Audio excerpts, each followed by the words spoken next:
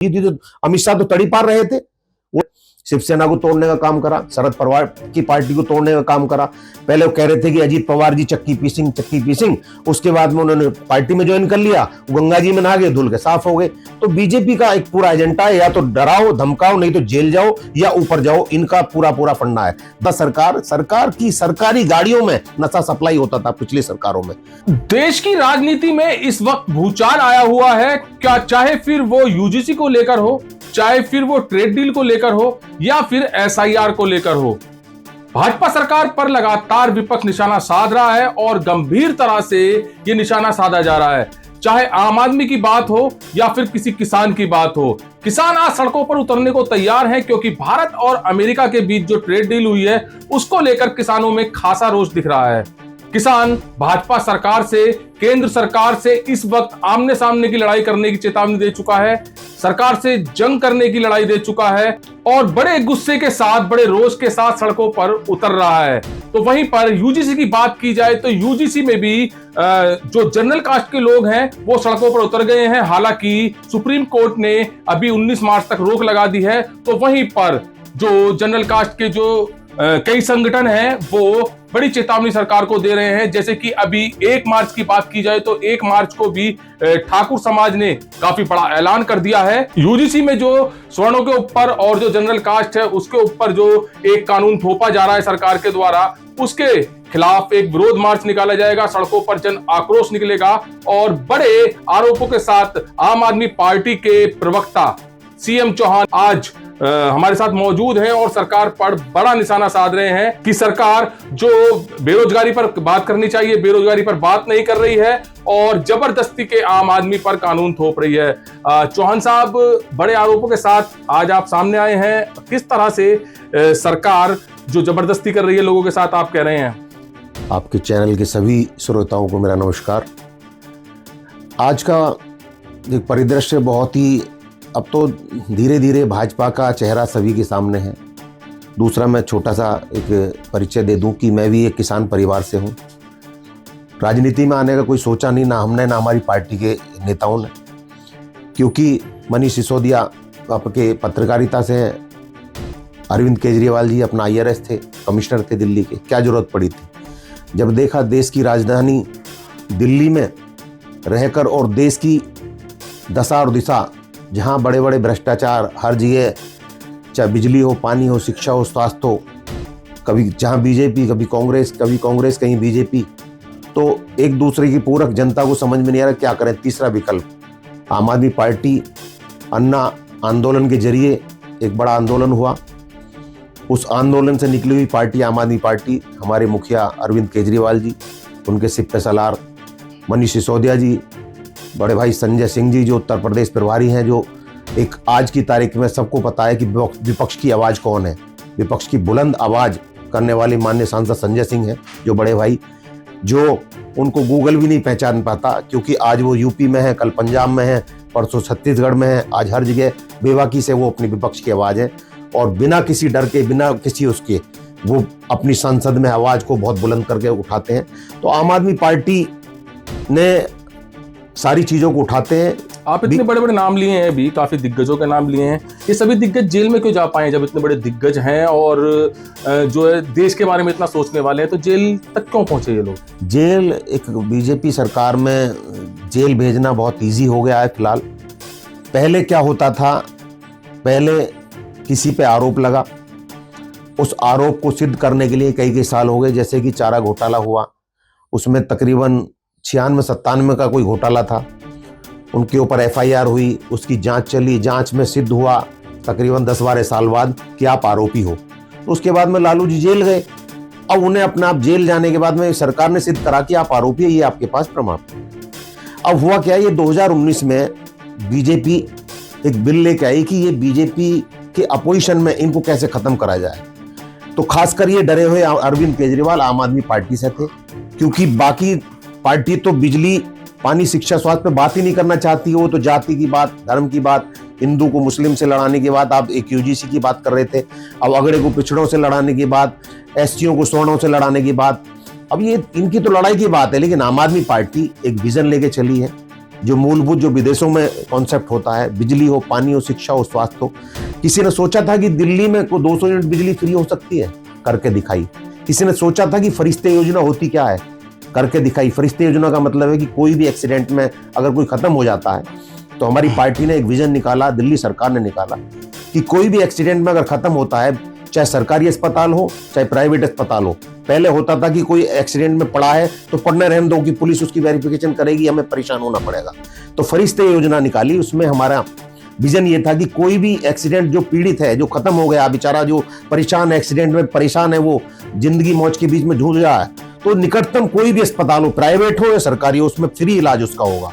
और जो उसको लेके जाएगा वो फरिश्ता कहलाया जाएगा। अच्छा, फरिश्ता योजना कह रहे हैं आप, बिजली 200 यूनिट फ्री देने की बात कर रहे हैं। जब जनता को इतनी सारी सुविधाएं मिलेंगी तो फिर वो आपकी सरकार को, आम आदमी पार्टी की सरकार को क्यों नकारेंगी? अब दिल्ली के चुनाव के बाद देख लीजिए, रिजल्ट भाजपा के फेवर में आया, और जो रिजल्ट आया है वो रिजल्ट जो आप सुविधा बता रहे हैं, अगर वो मिल पाती तो ऐसा रिजल्ट नहीं आता। तो क्यों उखाड़ फेंका है आम आदमी पार्टी की सरकार को? उखाड़ नहीं फेंका, ये आपका नजरिया है।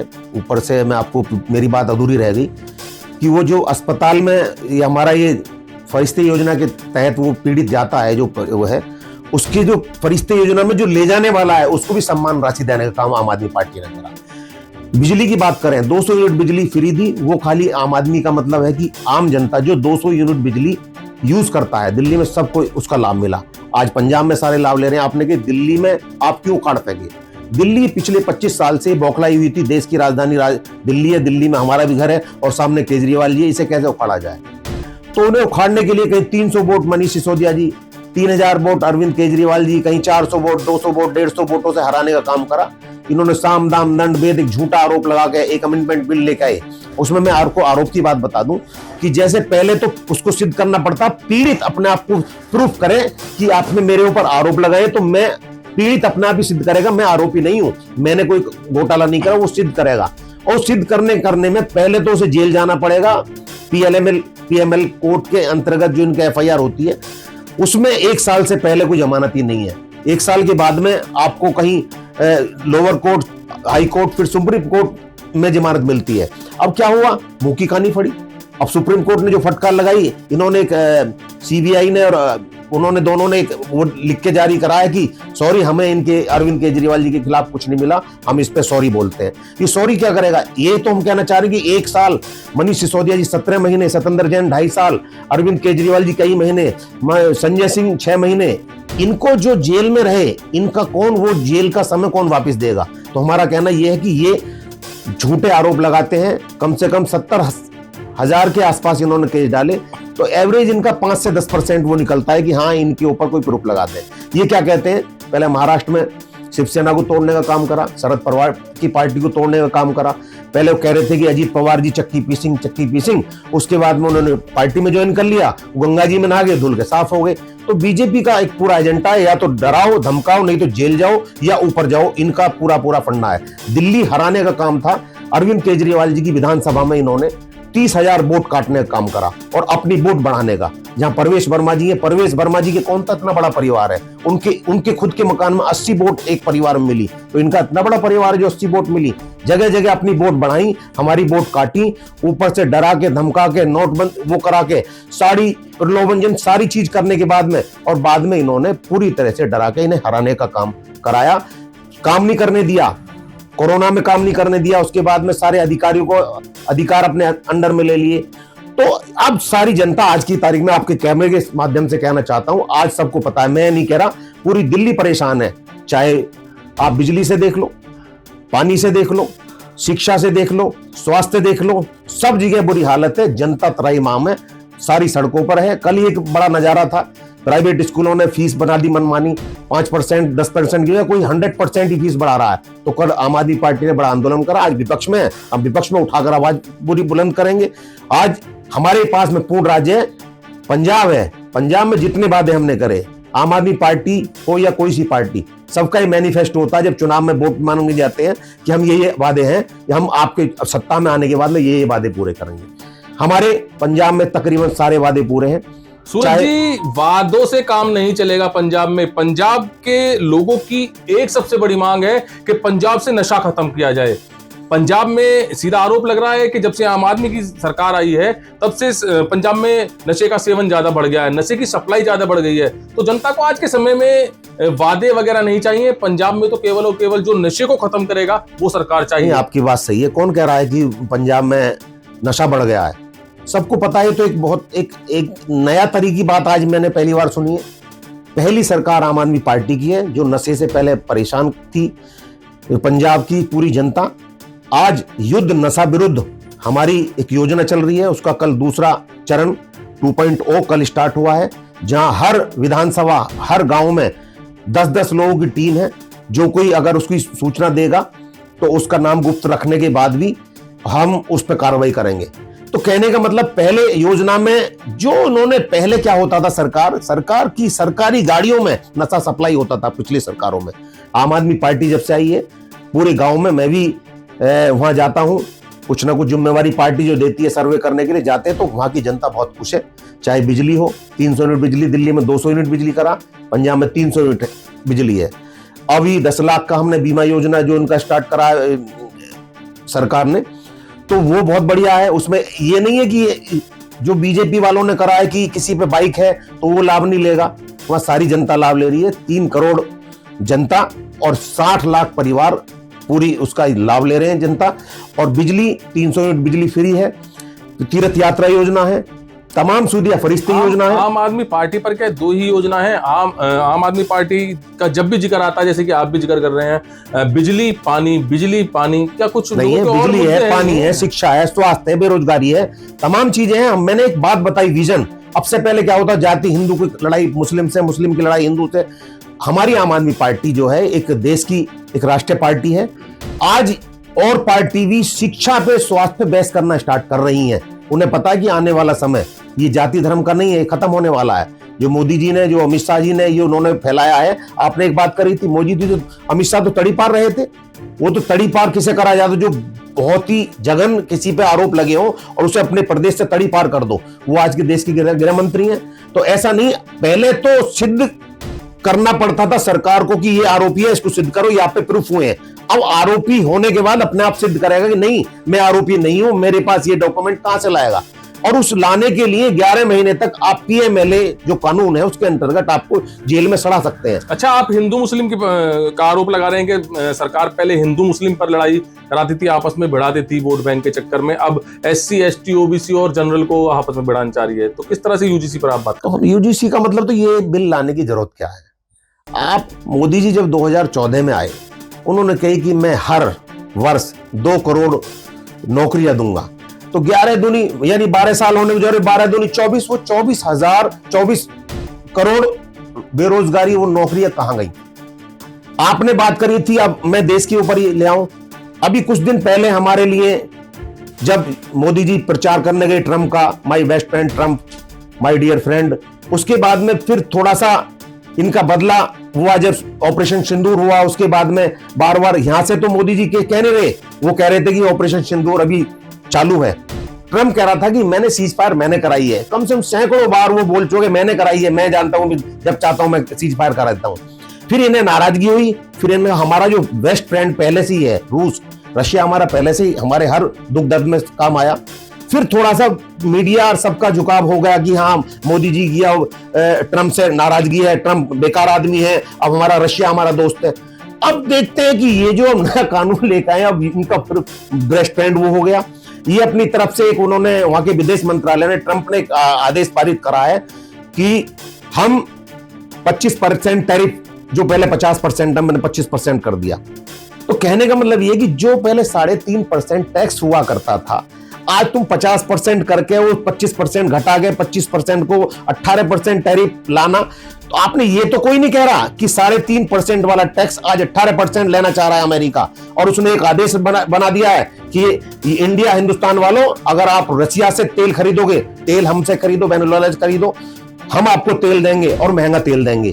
तो इसकी मोदी जी की क्या मजबूरी है, हमारे देश की क्या मजबूरी है? जो रशिया का हमारा कई लाख करोड़ का फायदा पिछले 6 महीने में हुआ, आगे हम सस्ता तेल खरीदे, जहां में फायदा हुआ वहां खरीदेंगे।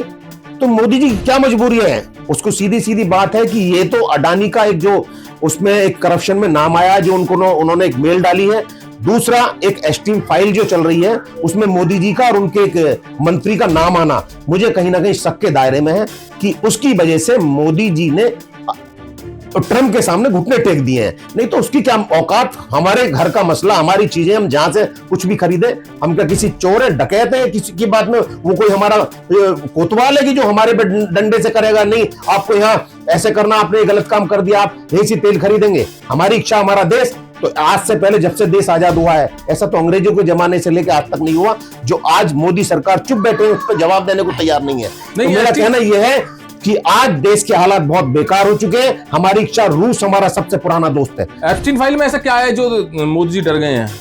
वो तो सब आपके सामने रोज न कुछ नाम आ रहा है। उसमें एक इतना घिनौना जघन्य अपराध करने वाला जो एप्स्टीन था, अभी हरदीप पुरी जी का इंटरव्यू में देख रहा था, उन्होंने कहा हाँ मैं 3 बार मिला था।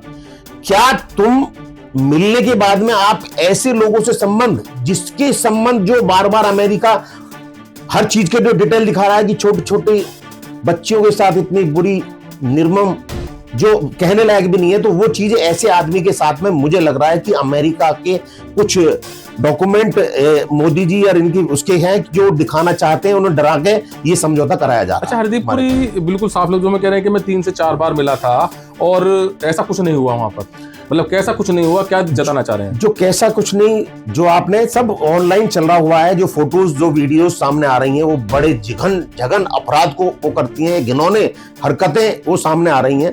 क्या हरकतें करने वाला, जिसका प्राइवेट जेट, वो नई सुविधा, जो तमाम चीजों की वो एस्टीम देता था सबके लिए, जिससे संबंध थे, तो वो ये कह रहे थे कि मेरे नहीं थे। अब इसका क्या रूप है, ये तो हमें समझ से परे है कि इनका विचार देने का ही बहुत गलत है। तो फिर मान लिया ये चीजें हैं, तो हम अमेरिका के सामने झुक क्यों रहे हैं? हम अमेरिका से सारे समझौते खत्म करें। हमारे देश के किसानों को, आम जनता, आम के व्यापारियों के गले में फंदे डालने का काम करा है। क्योंकि अगर हम अमेरिका से जो सामान आएगा उस पर हम 18% टैक्स देंगे, और हमारे हिंदुस्तान की जो कपास है वो विदेश में जाएगी, वो फ्री जाएगी, आप उस पर कोई टैक्स नहीं लगेगा। जो हमारे इंडिया की पर 18% लगेगा, उनकी जो आएगी नहीं लगेगा। तो 18% का मतलब ये कि हमारे किसानों को एक दबाने का काम चल रहा है। हमारे ऊपर तो टैक्स लगाएगा और अपने माल को फ्री भेजेगा। तो ऐसी मोदी जी क्या मजबूरी अच्छा, है? ट्रंप और मोदी की ऐसी कैसी दोस्ती है, कितनी पक्की दोस्ती है कि ट्रंप अपने ही दोस्त मोदी को धमकी दे रहे हैं कि अगर तुमने रूस से तेल खरीदा तो हम फिर से आप पे टैरिफ। वही तो कह रहा हूं, दोस्ती होती तो वो धमकी नहीं देते। वो कहते हैं मेरे दोस्त, आप मेरे से सस्ता आपका पड़ोस में है, आप वहां से ले लो, मेरे पास पक्के दोस्त हो।